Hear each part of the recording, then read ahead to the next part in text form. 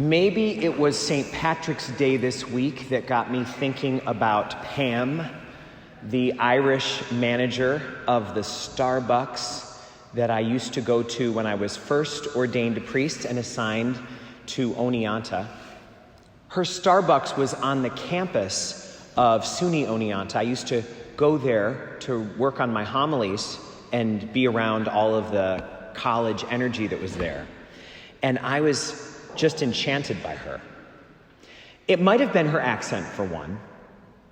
She would say very charming Irish things like, "Father Scott, we've got a new roast of coffee in this week. You've got to try it. It's gorgeous."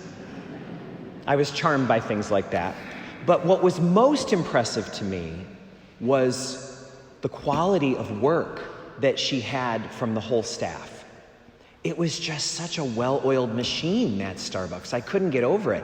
And it was staffed completely by college students who were at the beginning of their work careers. And I asked her one day, "Pam, what is your secret to this kind of well-oiled operation?" And she said, "You get out of people what you put into them." It's a lot of work to have a staff like this, she said. I have to show up before they do. I'm there long after they go home. I have to pour into them all the time. But I have found that if I do that, they will respond. And then she said, "You know, there's a lot of people who want to be in charge. But very few people want to do the work of leadership." And Jesus warns us, be careful of wanting to be in charge. Because really being in charge is a job of total service. It's a job of serving everyone, especially the humble. The leaders who are doing the coffee hour today, they'll be lucky to get a donut at the end. Leadership always involves serving everybody else. And if people knew how much work went into service, there would be a lot fewer people lining up to be in charge. One author on leadership says that the allure of leadership draws show ponies, but the work of leadership requires plow horses.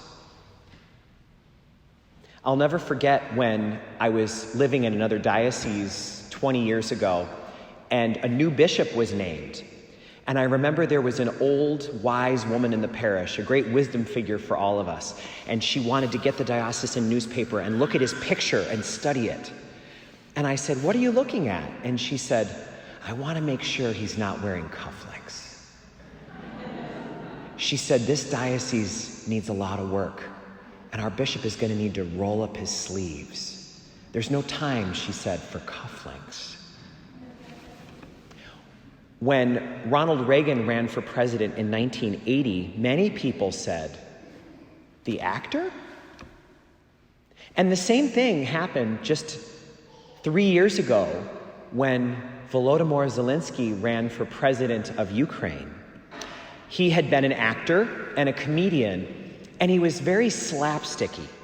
In fact, in an interview, a reporter once asked, "Who are your greatest influences?" And he said one of them was Benny Hill. Remember Benny Hill? So a lot of people naturally said, "Who is this show pony?" But none of them could have predicted, nor could he have predicted, what would have been required of him during his leadership. What is required of him right now. And it turned out he wasn't a show pony at all. He was a workhorse. You may have heard in the news that our government had provided at the very beginning of the invasion a way for him to get out. And they sent communication to him, "You're in grave danger. We recommend you leave now, and we've created a route for you to leave. We'll protect you." And he said, "No, I'll never leave." In fact, you may have heard this line that will become famous. He said, "I'm not looking for a ride. I need ammunition." often the leaders who turn out to be the most useful to God, the most hardworking, are the ones who never would have chosen it. And that's what we hear about in the first reading today. Moses was not looking to lead a slave rebellion. It was the last thing he wanted to do, and he was arguably among the least qualified to do it. For one, he had skeletons in his closet. You may remember about the time that he lost his temper with an Egyptian mistreating a Hebrew slave. And so he had this conviction in his record. And we're told that he had a very significant speech impediment. And so he was completely ill-equipped to speak in front of crowds. He was completely embarrassed by his inability to speak. So he would never have wanted a job where he would have had to go in front of Pharaoh and the court and tell him to let my people go. But he didn't choose it. God appeared to him in a burning bush, as we hear. And Moses was called to a leadership that he never would have sought. After all, after he said yes to God, he wound up having to lead a group of argumentative, ungrateful people through the desert for 40 years. He was a plow horse. One of the greatest plow horses of our times, one who will always be remembered, is Martin Luther King. He was on a trajectory for greatness and a fairly comfortable life. He was very well educated, and at a young age, he was already the pastor of a prominent, large Baptist church in Atlanta.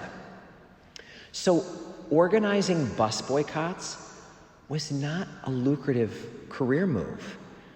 There was nothing fun or glamorous about that. It was not in line with his education. And once he started, he was on that journey for 13 years from beginning to end. And it was not glamorous at all. His opponents blew up his house with his wife and children in it. He was bloodied many times. And of course, we know that 13 years after he started the work, he was assassinated. But we're still talking about him today, more than 50 years later. He was a plow horse. Sometimes you have to be able to discern when you're looking at a leader, is this someone who deep down is a show pony or a plow horse? And there's a few things that the scriptures tell us we'll be able to notice. For one thing, show ponies always capitalize on negativity.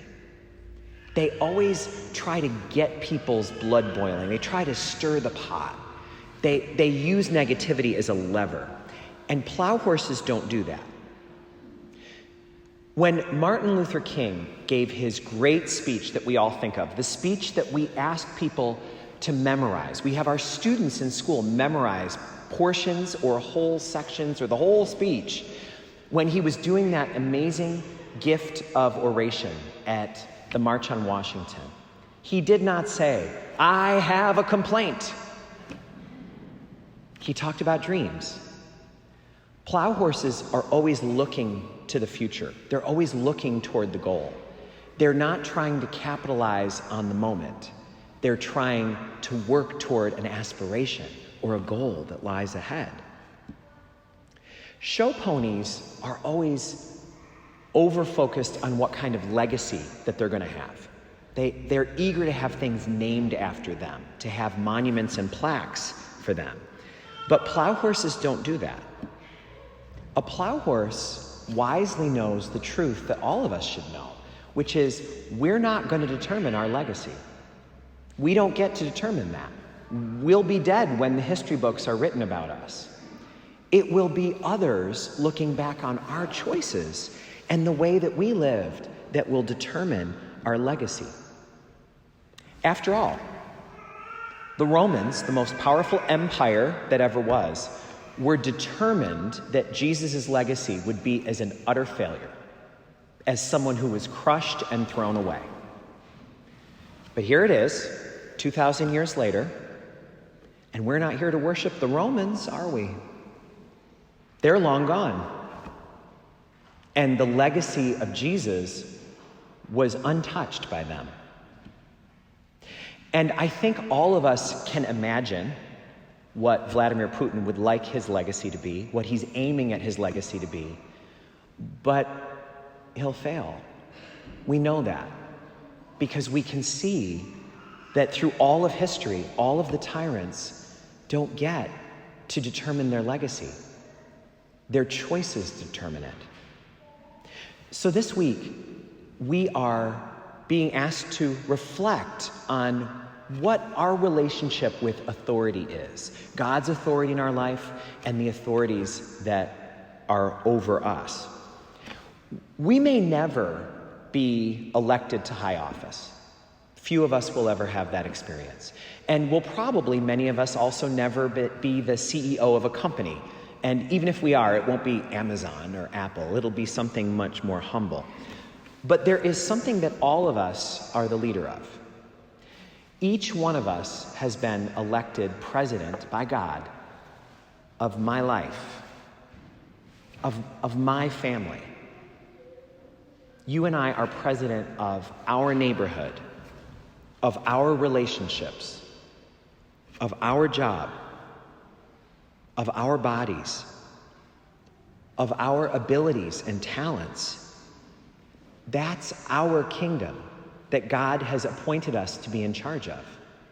So if we watch the news and we are devastated by how little love we see in the world, we can make sure that within the borders of our kingdom, that love is lived out. If we are horrified by what we see as people go the exact opposite direction from Jesus' teaching, we can make sure that in our kingdom, that's the law of the land, that it's enforced day in and day out in my life, my home, my career, my abilities and talents. And we can ask ourselves, what is guiding me more at this point in my life? Am I being guided by my dreams and aspirations or by my complaints? Am I being drawn in by the show ponies? Am I looking at the examples that Jesus gives? And am I aspiring rather to be a plow horse? We did not elect ourselves to be the sovereign of our kingdom, of our life. God was the one who did that. So let us choose day in and day out to let God be proud of making that choice.